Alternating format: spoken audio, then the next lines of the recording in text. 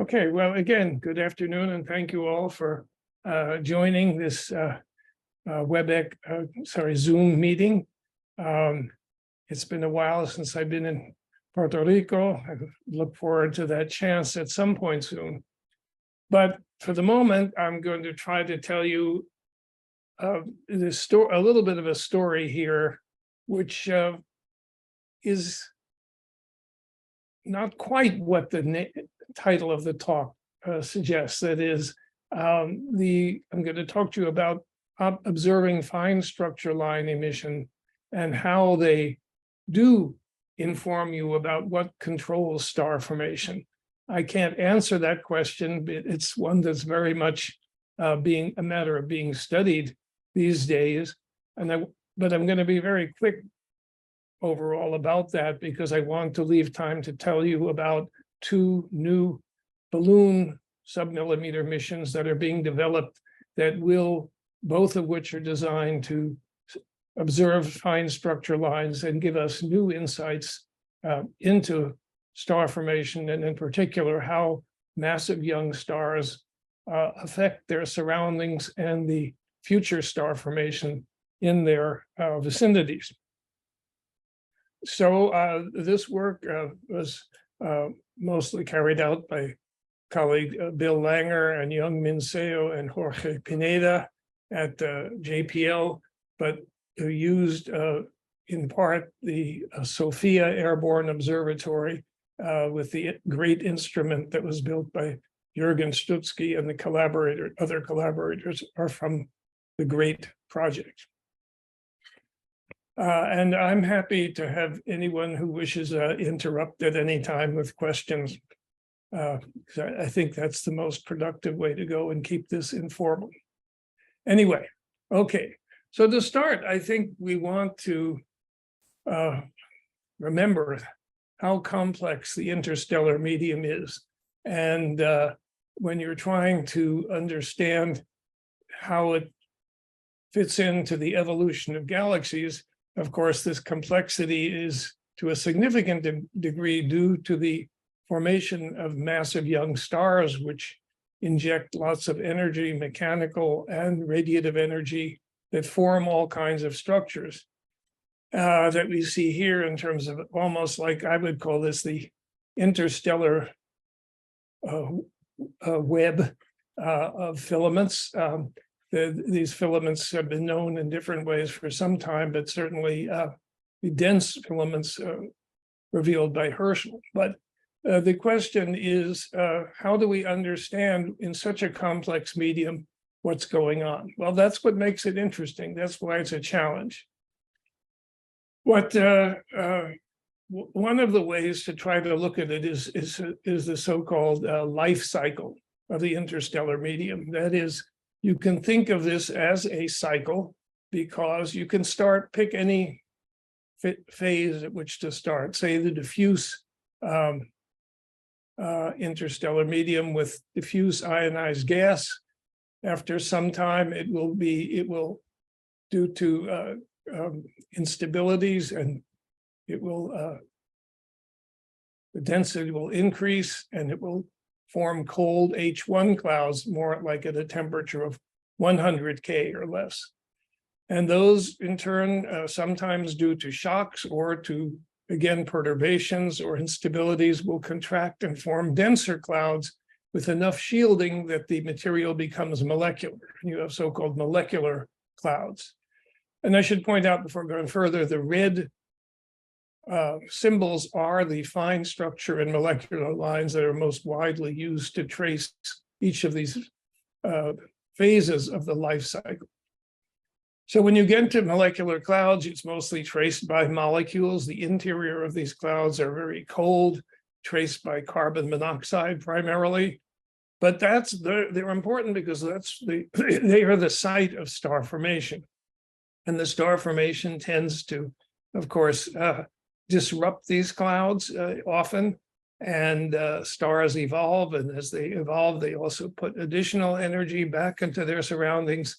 And you end up with impressive structures, partly sculpted by massive stars like the so-called pillars, And then you get a lot of this material again becomes diffuse and ionized, and you're back to where we started. So obviously, what controls star formation could occur at any point in this cycle.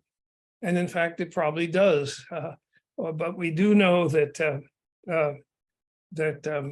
molecular clouds readily contract and form new stars, albeit with only modest efficiency. But what's really not clear is once you've formed one star or a cluster of stars, and what does the feedback from these stars do in terms of controlling future star formation? And I think that's where the fine structure lines become most important. By the way, in case those are not familiar, square bracket with a C1 is the fine structure lines of neutral carbon. The brackets with C and 2, Roman numeral 2, is the fine structure line of ionized carbon, which is, as you notice, appears almost everywhere throughout many of these phases, and is the most readily observable fine structure line in the Milky Way, and actually in galaxies throughout the universe. Okay, so we would like to understand what controls the rate of star formation, and I'm not going to give a complete answer, but I think that you can see that in my view at least, that there are impediments to star formation that slow it down, magnetic fields and turbulence. But the most interesting part is what is the effect of young stars themselves. Okay, so back to fine structure lines. This is a quick review in case you were not familiar. These are the 3 common elements, carbon, nitrogen, and oxygen, which have fine structure lines. This is a term scheme. A neutral carbon has 2 fine structure lines. You see these are the frequencies, and the wavelengths for each are given. These are in the submillimeter. Neutral oxygen has 2 fine structure lines. At higher frequencies, you can see the oxygen lines require hundreds of degrees to get these energy levels populated. Ionized carbon has a single line with a wavelength of 158 microns. That's a very famous fine structure line, as I said, found in many phases of the interstellar medium. And ionized nitrogen has 2 fine structure lines again. Now, because nitrogen has a higher ionization potential than hydrogen, N2 comes only from fully ionized gas, like H2 regions and the warm interstellar medium. C2 has carbon has a lower ionization potential than hydrogen, so it can be ionized almost anywhere. And it is. So you see this line very widespread. Oxygen, because of the higher energy requirement, is found only in the immediate vicinity of massive young stars. And neutral carbon is a bit of a peculiar case by itself. It's sort of found in a transition zone between ionized carbon and carbon monoxide. So while this is a lot to take in one slide if you're not familiar, basically these fine structure lines of common elements can trace phases ranging from the ionized gas, the neutral gas, and the phases in between, including even partially the molecular gas. Okay, I'm going to take now one sort of a poster child case of work that was recently done, which is, of course, studying the Orion molecular cloud, the nearest region of massive star formation. And some years ago, Javier Goicoechea and others made an image of the fine structure line emission. This is ionized carbon, C2, 115 microns, with Herschel. And this is the trapezium, the cluster of 4 massive young stars. And you see a variety of structures here, including what's called the bar. And it's believed that these stars are producing an ionized region here, and this bar is where the ionized region is interacting with the neutral gas in front of it. This, I won't go into this in detail, but you can see from the spectra at different places that the C2 lines shown in blue have multiple velocity components, suggesting these different portions of the cloud are all moving around differently under the influence of the huge radiative output from the trapezium cluster. And this X greater than 10 to the fourth, that means that the radiation field in this vicinity produced by those stars is greater than 10,000 times the standard interstellar radiation field. Well, on a bigger scale, this was a dust image of the Orion region made with Pax and Spire on Herschel. And you can see the two colors, blue indicates the warmer dust and red the cooler dust. And if you looked at this a lot and compared it with carbon monoxide maps, you'd find that the cooler dust is pretty much coincident with the molecular gas seen in CO. But you notice these big loops here. This one is in the northern part of Orion and Lambda Orionis region. And this one here, these are several parsecs in size. And this is trapezium is right about here, not right at the center, but off center here. But this tells you there's something has produced this sort of ring, although it may not be a ring, it could be just you're seeing the limb-brightened ring of a spherical shell. Something's produced this warm dust, but the continuum emission gives you no information about the kinematics. So you don't know what this material is doing, sorry. This is a map of C2 emission. This is the integrated emission. This took about 40 hours on SOFIA. There were about 2.5 million spectra in this study. And lo and behold, the ionized carbon traces almost exactly the same rings of hot that you see in the hot dust emission. Until recently, the technology didn't exist to observe this ionized carbon line with a high spectral resolution and sensitivity. So this was done about 5 years ago with SOFIA. With an effort led by then graduate student Cornelia Popst. What I want to just say is that this is like a new window, because you can see this region in the warm dust, but you don't see it in other tracers of kinematics. Namely, there's not hardly any CO in this region. It's obvious it's too perturbed to allow formation of molecules. So it's very nice that we can see the C2 emission, because it has the possibility of telling you something about the kinematics. All right, so here's an idealized picture of this ring or the edge of a sphere. And these are some spectra that are spectral maps. So these are cuts across this ring. And what you notice is that there's this is in C+, there is emission at essentially the standard velocity. And then there's this you can see it better here, this sort of bow-like region. What this means is, so this is velocity and this is position. So it means when you look at the center, there's a component of the C2 which is coming towards you at about 13 kilometers per second faster than the cloud itself.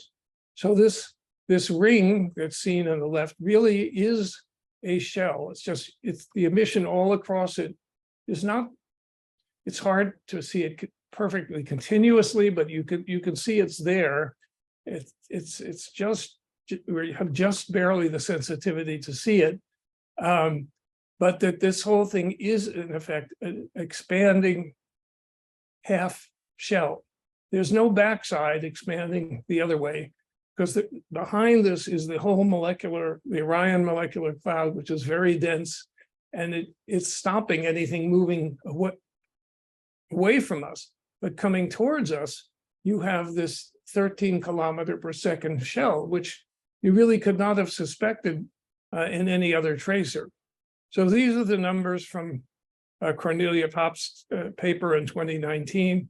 This half shell has essentially an expansion velocity of 13 kilometers per second, 2,600 solar masses of material in this shell, an age of about 200,000 years, and an energy of 4 times 10 to the 48th erg.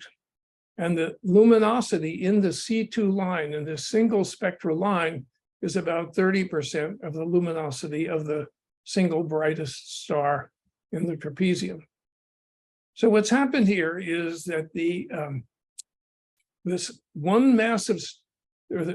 4 massive stars that formed over here have somehow managed to drive this huge shell expanding, trying to push into the molecular cloud, but mostly pushing out. And injecting this huge amount of energy into the interstellar medium. And that's what I mean by this saying, we haven't quite, nobody has quite modeled this in full detail yet. But this is, you can only imagine that this could either compress the surrounding gas and increase the rate of star formation, or it could disrupt the surrounding gas and result in a reduction in star formation. So this is a nice picture that they had. So these are the massive stars. There's a little ionized bubble that you see in X-rays, a fast stellar wind, but then there's this much bigger shell expanding at 13 kilometers per second. And the Orion molecular cloud is on the back here with other protostars. And indeed, you don't see the Orion molecular cloud being compressed, but it probably is being compressed by the wind, by this energy trying to push into the cloud. And that may have been responsible for the formation of even younger stars, the so-called Beckman, Neugebauer, and Kleinman-Low objects in the Orion molecular cloud. So it's complicated, but this is the kind of thing, this is just one example, and there are probably hundreds of these that are observable in our portion of the galaxy alone and deserve to be studied. Okay, let me turn now to some other regions. These are some observations towards the giant H2 region molecular cloud W49, which is even more massive and luminous than Orion. And what you see here is, this is the C2 spectrum at 1900 gigahertz. This is just an enlargement. The emission is actually sits on top of a continuum, but there's clearly some very strong self-absorption in the source. But what's really more striking is that if you look at these other velocities, you see this huge striking absorption by C+, and this is material presumably along the line of sight to W49. It's not material associated with the source. The velocities are too different. I don't know if you can see it. Yeah, this is at a velocities of, let's see, how different is it? Almost up to 50 or 70 kilometers per second different. But W49 is a long way away, so the galactic rotation spreads out material at different velocities, and the intervening gas is seen in absorption in C2. Well, this is a small map of this region, and you see it made with a HiFi instrument, which is a high spectral resolution spectrometer, and you can see the emission and the absorption separately because there are different velocities. And when you go, absorption is sort of very prominent over much of this region. Observations were also carried out using the PAX instrument, which I'm having trouble with making this thing go. The PAX instrument is a low resolution spectrometer. These are not really spectra, they're just these instrumental profile. They've integrated over the whole range of velocities here.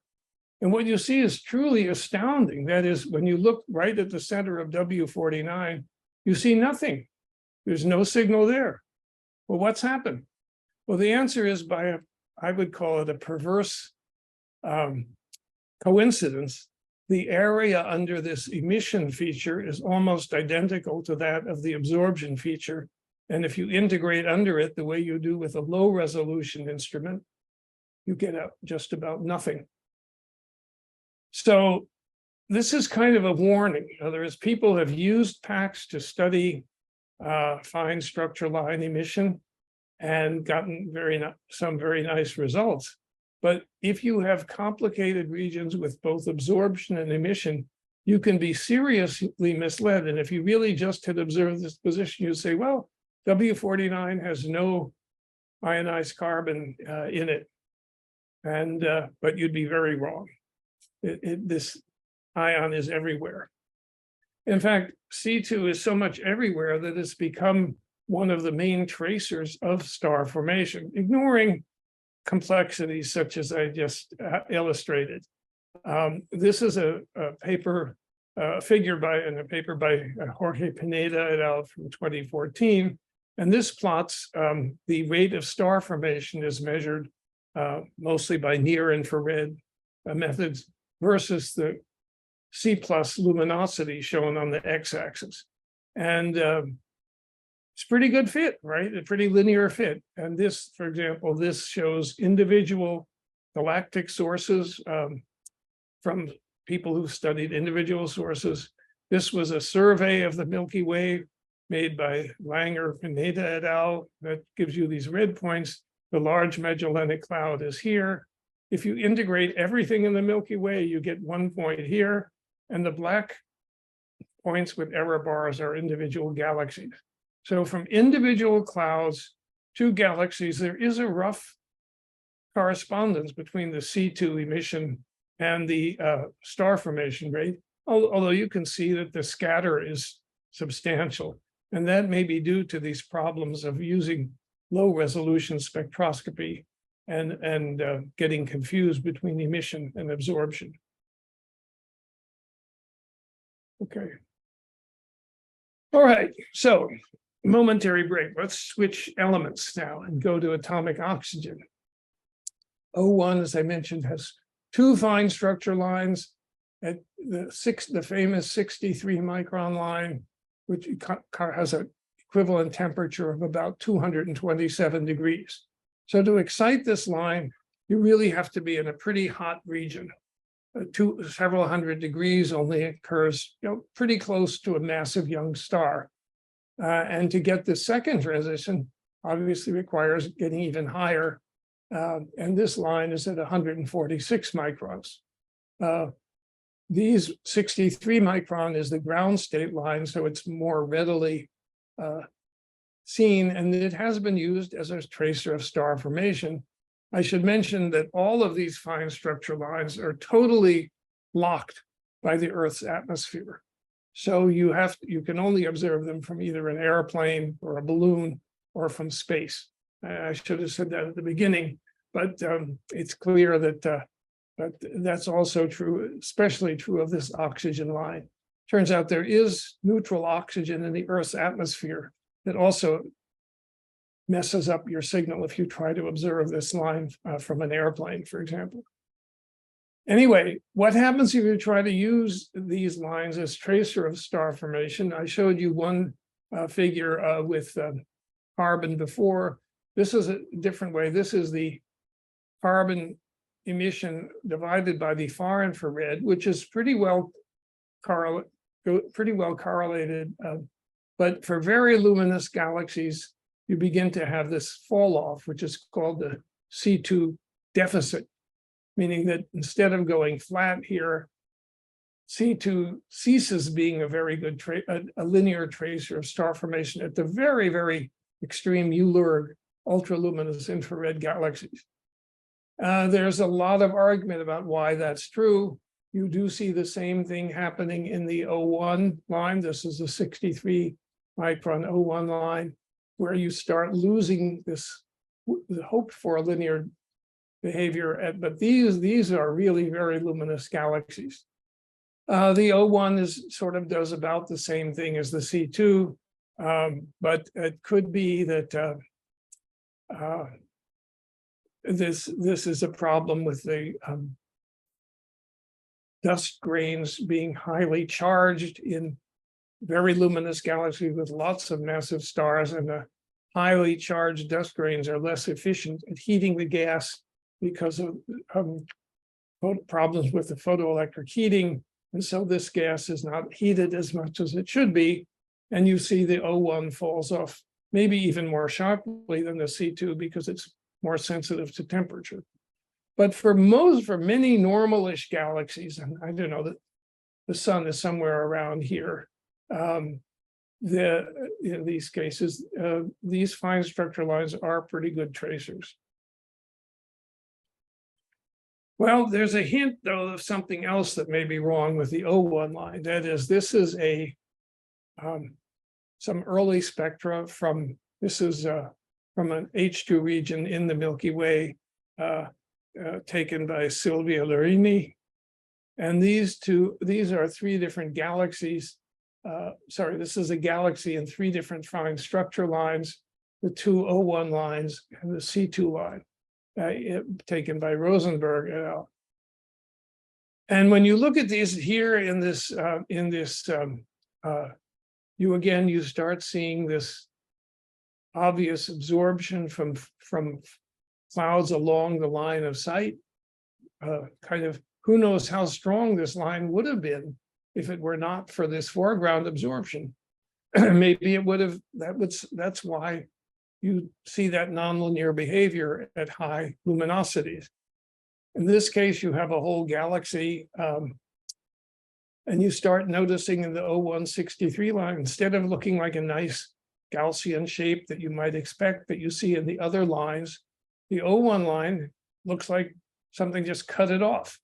What's happening again is that something in the foreground is absorbing the signal from the O1 and giving you a much weaker signal than you might expect. So what's going on? Well, in order to address this, undertook a sort of larger study of O1 line, which is shown in red here in 12 regions with Sophia. And we also got the some CO lines and nitrogen line together. What was very striking is the following. When you look at some H2 region, giant molecular clouds like Orion, you see very nice, simple line profiles, no hint of anything funny going on. But in other sources like W3, you see what looks like it must have been the hint of a much stronger line, which has been absorbed by something. And the CO line, which has a peak right at the velocity where the O1 has its strongest absorption, suggests that there must be some gas in front of this background gas that's stealing the signal away. And when you look at these different sources, about half of them, M17 has the same effect. You have a strong O1 emission, but then right in the middle where you have the CO emission, the O1 disappears. The same thing here in W49, to some extent in DR21, in Orion, no. Well, what's going on? Well, let's turn a little bit to a model.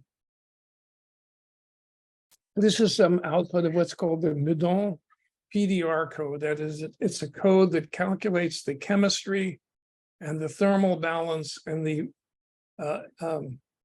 emission in a slab of material. And in this model, on the far side, which the x-axis is the extinction through the cloud. The far side, which has 100 magnitudes of extinction, it's a big cloud, but typical GMC.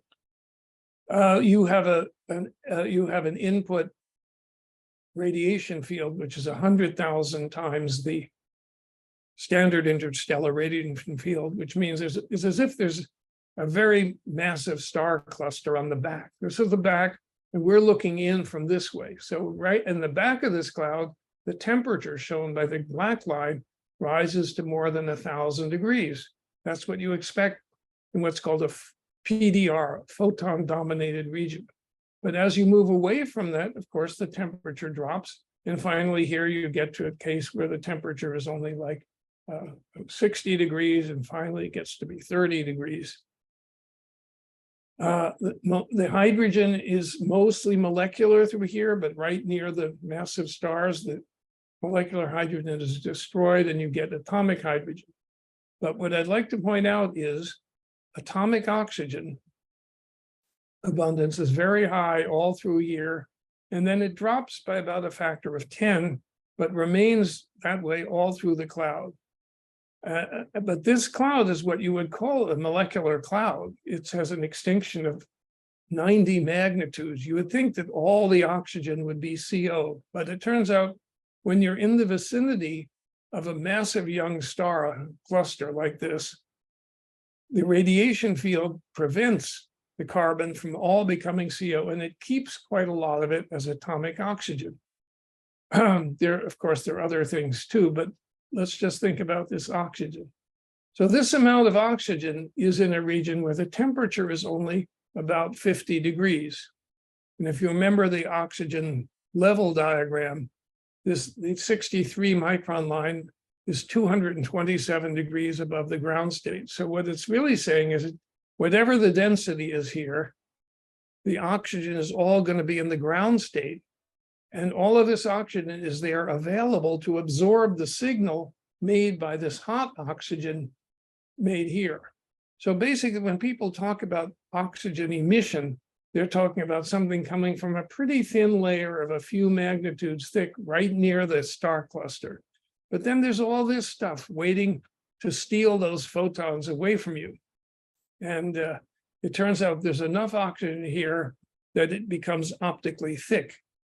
And what that means, so in this source, we observed at different positions along this line here. So 1, 4, 8 positions.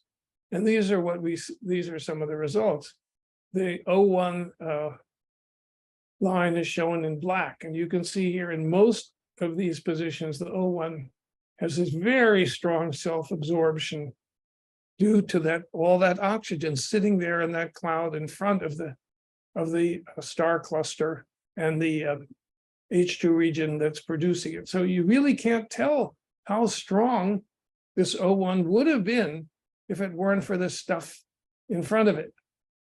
Well, what we did is we developed a very simple technique, which it turns out works pretty well, which is you can use the little wings of the line that are left and try to fit a Gaussian to simulate what the emission would have been if there were not all this stuff in the foreground.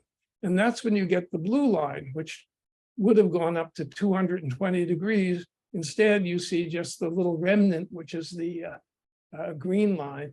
And then if you add a second component in the foreground, absorbing it, another Gaussian, you find you need an optical depth of 6.5. Well, you say that's pretty obvious because look, you have to get the signal here from 220 degrees down to about less than 1 degree. It takes a large optical depth, a lot of absorption to get rid of all this oxygen signal. The absorption velocity is slightly different than the emission velocity. So that's why this absorption is offset relative to the emission. And you see this one little bit that this is what you would think, this is all the signal you get would be this little remnant green thing. The same here. This is the most dramatic case, but look at this one here. Again, this is what we think you would have gotten. Instead, you only get this little bit here. So the answer is in a way, oxygen hangs around under conditions that you really are a bit surprising, and it's still there ready to absorb signal and mess things up. This is a blow up of that, showing the fitted line the observed line profile, and the red is the model line profile. So it does a pretty good job of reproducing this, again, with an absorption depth of 6.5. Anyway, so that's a warning again. That I have a question, Paul, yes, about please. that. Yeah, you were mentioning that the oxygen then is the region that you get the absorption. It's just because in the PDR you have you keep a big region of neutral high oxygen that is not in the CO, and this oxygen that is a lower temperature is from the same region but more deeper in the PDR, that is absorbed what it was produced in the warmer region of the PDR, and then is why you get this absorption. But you have this oxygen neutral that is not in the CO, because in this region also you have the carbon ionized there, then they cannot get together to form the CO, or how is the status of the carbon in this region that you have the oxygen? Well, the ionized carbon is trickier because that seems to depend a lot on the density. If you have a high density, the ionized carbon is suppressed because there's still enough collisions with other species that it gets changed into other species. But basically, you're right. There is some C plus in this region with the oxygen, and people now studying the C plus line carefully also start noticing the absorption in the C plus from these regions. One of the first slides I showed of W49 and C plus, there was emission, but the emission had a huge self-absorption in the middle, in addition to the foreground clouds. So it's really the interesting thing is now that SOFIA no longer is operating, there is no platform today to do C plus observations. And I'll get to the balloons in a minute, which will hopefully change that. And someday we'll have another space mission. But it's only recently that people looked with high sensitivity and high resolution to see those. If you had used PACS, you never would see any of this, because it would just takes the integral over the whole line. Yeah. Okay. Perfect. Thank you, Paul. Okay. Well. All right. So 1 second. All right. Let me then turn to the final installment here, after telling you about the complexities and the problems with fine structure line emission. As I said, the upgrade instrument on SOFIA had good capabilities for observing ionized nitrogen, ionized carbon, and oxygen. Of course, one of the weaknesses of SOFIA is it did not observe many hours per year. So it was, but nevertheless, very nice work was done. Herschel did not have a high resolution spectrometer for the O1 line. So this was only done with SOFIA. Great.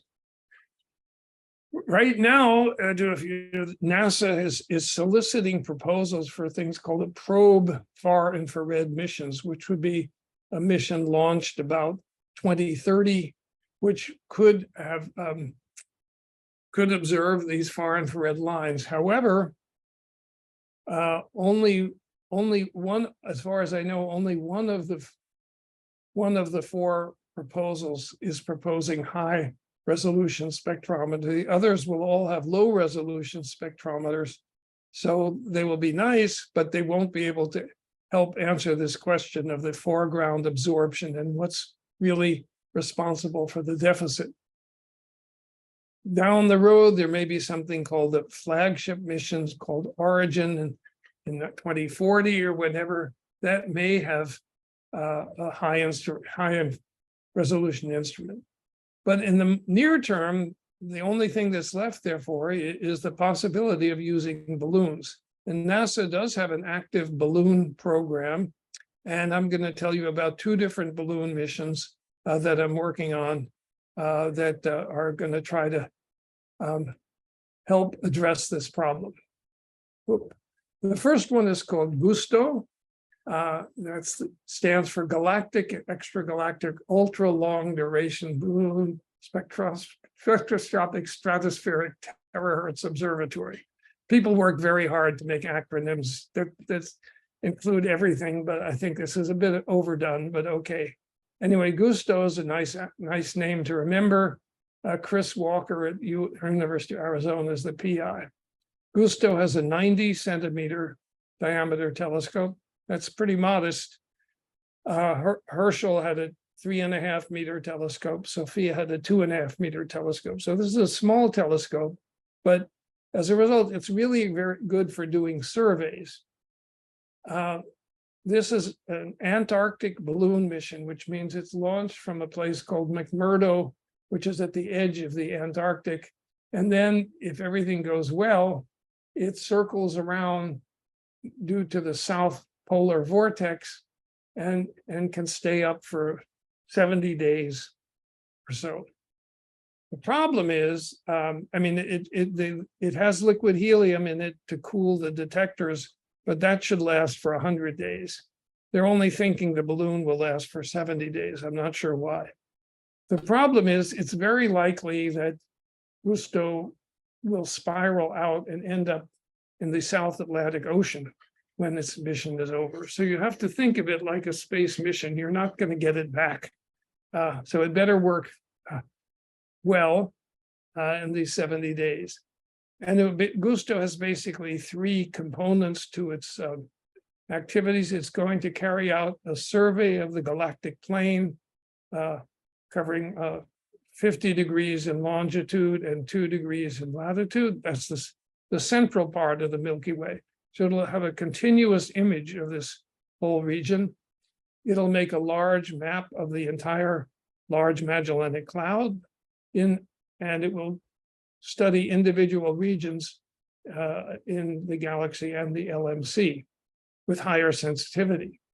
And it will study three spectral lines simultaneously: the line of ionized nitrogen, line of ionized carbon, and the 63 micron line of oxygen that I've talked about already. I haven't talked, we'll talk about this in a moment. So three key fine structure lines will hopefully get beautiful images. And this is just showing what the region that will be covered from the galactic center all the way plus or minus 25 degrees in three different spectral lines with a velocity resolution of better than 2 kilometers per second, 1 kilometer per second for C2 and O1. And it will map the Large Magellanic Cloud. NASA has two criteria. They have what's called the baseline mission, is what you expect to do, and the threshold mission is the minimum that you expect to do, even if things don't work perfectly. And so this is just showing that in the threshold mission, we observe that more of the central area and forgo these outer areas. So this is what the payload will look like. It has, as I said, a 90 centimeter telescope inside a sun shield. It has star trackers because you have to be able to point this thing. It has then a large dewar with liquid helium, and the instrument in here in this cryostat is also, there are mechanical refrigerators to keep the outside cold, which increases the length of time that the helium will last. And this whole thing, of course, has to this sits in a gondola. The way this is drawn, it looks like it's a spacecraft, but it's not really. It's held by a balloon. I'll see it right as shown here. So GUSTO, in other words, the telescope sits in this gondola, which hangs from the balloon, and the gondola has star trackers and has motors to point it in azimuth and turn the whole thing in elevation, various electronics, it has to have power supplies, telemetry, you send the signal down to the ground via a radio link. You don't want to, it is recording the data on disks, because as I said, you don't want to count on getting this thing back because it could end up in the bottom of the ocean. So you want to send all the data back by telemetry in near real time. So this shows the telescope. It's actually an optical quality mirror, just for convenience. And this is the helium cryostat that has the receiver inside. The gondola is being built by the Applied Physics Lab at Johns Hopkins and is now, the instrument is now at Johns Hopkins with the telescope and being put in the gondola. And if everything goes well, it's supposed to get shipped to the Antarctic in September and launched in December of this year. So we're getting close here. And that will hopefully then give us data for a 70-day mission. The receivers, I don't want to go into the details, are cooled to 4 Kelvin by the liquid helium. Okay, the second balloon is called Astros, which is not quite as good an acronym, but it's, so I won't even go through what it means. Astros is a much more modest mission by cost, but as you'll see, it's actually more ambitious in some ways. Astros is focused on this nitrogen line, 122 micron and 205 micron nitrogen lines. So here's what it really means: astrophysics stratospheric telescope for high resolution observations at submillimeter waves. Well, you can decide if the acronym is good. It is an Antarctic APRA balloon mission. Jorge Pineda at JPL is the PI. So here we're doing both fine structure lines of nitrogen, and we have a 4-pixel small array for each line. And the idea is to, as I mentioned earlier, nitrogen comes from ionized gas. And so we'll be mapping ionized gas regions in the Milky Way and M83. All right, so the quick review, remember that these 2 nitrogen fine structure lines, the reason you want to observe them both is that if you can measure them both and take their ratio, it's a very direct and nice measurement of the electron density in the region where it's producing the emission. So in other words, this is an electron density of 100, 10,000. So in a typical ionized gas region, you are sensitive to electron densities between about a few up to at least 1,000. It's a very, very interesting region. And so you definitely, this will be the first mission that ever observed both nitrogen fine structure lines with high spectral resolution simultaneously. Now, the reason this is especially interesting is that in a previous Herschel study where we did not have high spectral resolution, we carried out a survey of the Milky Way, and we had both nitrogen lines, and we found something really crazy, which is, this is the results as a function of longitude in the galaxy. So between about 50 and minus 50 in longitude, all the detections we got were essentially electron densities between 10 and 50. Well, that is a very strange number, because the only extended region known to have ionized gas in it is called the warm ionized medium, or WIM, but it was thought to have a electron density of 0.1 per cubic centimeter. So this is more than 100 times higher than the density of the WIM. So what is it? Nobody has determined this for sure. It's already been given the name the dense warm ionized medium, or DWIM.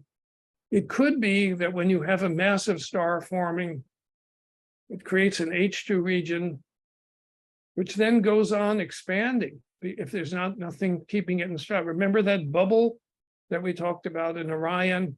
Inside that is ionized gas And that towards us, there's not a lot of high density stuff to stop the expansion. So it'll go on expanding and the density will keep going down and down and down. So these could be the remnants of old H2 regions that have expanded and reached very low densities.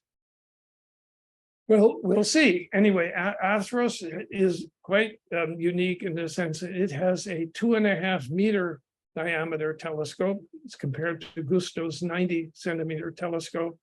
It has a very good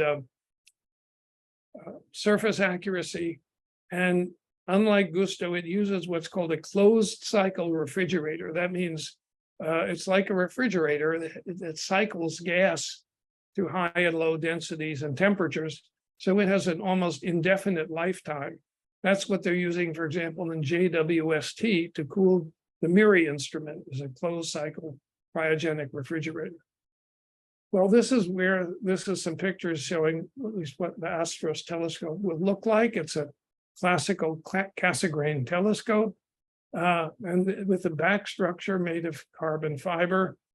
This has been done by a wonderful company in Italy called Medialario, who are just done a fabulous job of making the telescope, which is now finished. Here's what it looks like. The surface is gold-plated, 2.5 meters in diameter, so that almost 10 times the area of Gusto. And this frame here holds some material which acts like a sunshade to keep the sun from getting on the telescope. So Gusto is, again, we hope will be recovered. That is, it's only supposed to be about a 20-day mission for the first time, which means it hopefully will go around in just a couple of circles and we'll bring it down and we can use it again, because we can think of a lot of other things you'd love to do, different fine structure lines, different frequencies, but we'll see. The receiver is essentially complete, and this is it in a cryogenic test chamber. Again, there's no liquid helium here. You can see these, in this case, the pipes are bringing the electricity, and the closed cycle refrigerator is this thing on top, which cools the inside of this cryostat to about 6 Kelvin. Okay, well, I think you have to wrap up here and just remind you what I said, which is that the fine structure lines of the common elements, particular carbon, oxygen, nitrogen, are powerful tracers of the ISM, especially those regions that are mechanically and radiatively affected by massive star formation. And we believe, although this is still very much an active research area, that the feedback from these massive stars, which you can trace so nicely with fine structure lines, is one of the main controllers of the rate of massive star formation by compressing or disrupting surrounding material. Both C2 and O1 generally trace the star formation rate in the galaxy and external galaxies, but there are issues that are not fully understood yet. The ionized carbon, we've seen the absorption by foreground gas can corrupt the results. And for O1, this absorption by foreground gas, just the same in the source that is producing the mission, means that we may be getting much weaker signals than are really characteristic. To really understand this, resolve it, we'll have to have velocity resolved fine structure line emission. And it looks like that may begin to come next year with the balloon mission Gusto, and thereafter with Astros.